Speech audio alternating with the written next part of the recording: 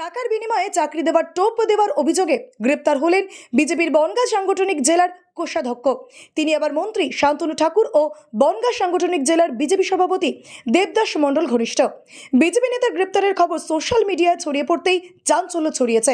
ধৃতের নাম লক্ষণ ঘোষ। কে এই লক্ষণ ঘোষ? জানা গিয়েছে বিজেপি বনগাঁ সাংগঠনিক জেলার কোষাধ্যক্ষ পদে রয়েছেন তিনি। মন্ত্রী শান্তনু ঠাকুরের পাশাপাশি বনগাঁ সাংগঠনিক জেলা সভাপতি দেবদাস মণ্ডলের সঙ্গেও যথেষ্ট সখ্যতা রয়েছে তার। সোশ্যাল মিডিয়ায় সেই ছবি জ্বলজ্বল করছে। অভিযোগ, চাকরি দেওয়ার নামে লক্ষ লক্ষ টাকা হাতিয়েছিল লক্ষণ ঘোষ। সেই সূত্র ধরেই গ্রেপ্তারি। এই প্রসঙ্গে বনগাঁ তৃণমূল সাংগঠনিক জেলা সভাপতি বিশ্বজিৎ দাসের দাবি, অভিযুক্ত লক্ষণ চাকরি দেওয়ার নাম করে লক্ষ লক্ষ টাকা হাতিয়েছে। করোনার আগে থেকেই এই ধরনের ছোট বড় বিজেপি নেতা বাজার থেকে টাকা তুলেছে। দলটা পুরোটাই দুর্নীতিগ্রস্ত, এটা তার জ্বলন্ত প্রমাণ। 2026 সালের বিধানসভা নির্বাচনে রাজ্যের মানুষ দুর্নীতিগ্রস্ত বিজেপিকে দূর করে দেবে। জেলা সভাপতি দেবদাস মণ্ডলের ঘনিষ্ঠ বৃত্তের মধ্যে থাকে এবং দেখা গিয়েছে শান্তনু ঠাকুরের ভীষণ ক্লোজ, কেন্দ্রের মন্ত্রী, এখানকার সাংসদ। দীর্ঘদিন ধরেই এই ধরনের মানুষদের দল পদ দিয়ে ছেড়ে দেয়। এরা এক নম্বরের তুলাবাজ। বিজেপির একদম আপাদমস্তক সমস্ত জায়গায় দুর্নীতি আখড়া হয়েছে। এটা ভুল করেছে, মানুষ এবার প্রতি পদে পদে বুঝতে পারছে।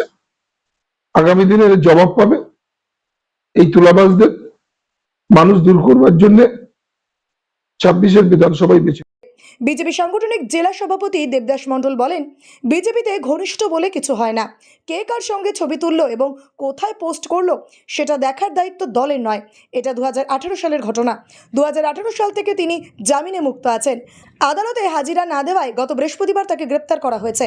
যে বিষয়টা বলছে সবাই, উনি বিজেপি করে, এটা অস্বীকার করার কোনো জায়গা নেই। অবশ্যই বিজেপি, কিন্তু এটা 18 সালের কেস। উনি কোর্টে হাজিরা দেয়নি, যার জন্য ওনার ওয়ারেন্ট বেরিয়েছে। এই ওয়ারেন্টের জন্য উনি অ্যারেস্ট হয়েছে। এবার আমাদের বক্তব্য, যদি ব্যক্তিগতভাবে কেউ কিছু করে তার দায় তার পার্টির নয়, তার দায় পার্টির নয়, সেটা তার ব্যক্তিগত দায়। টাকা পয়সা সংক্রান্ত কেলেঙ্কারি বলছে। যদি সত্যি ঘটনা ঘটে থাকে, সে তো বেলে আছে, সে ওয়ারেন্ট ছিল, যেহেতু কোর্টে ডেটে হাজিরা দেয়নি তার জন্যে তাকে কোর্টে প্রডিউস করে দিয়েছে। এটা 2018 সালের ঘটনা, আমি যতদূর শুনেছি। ব্যুরো রিপোর্ট, দেশের সময়।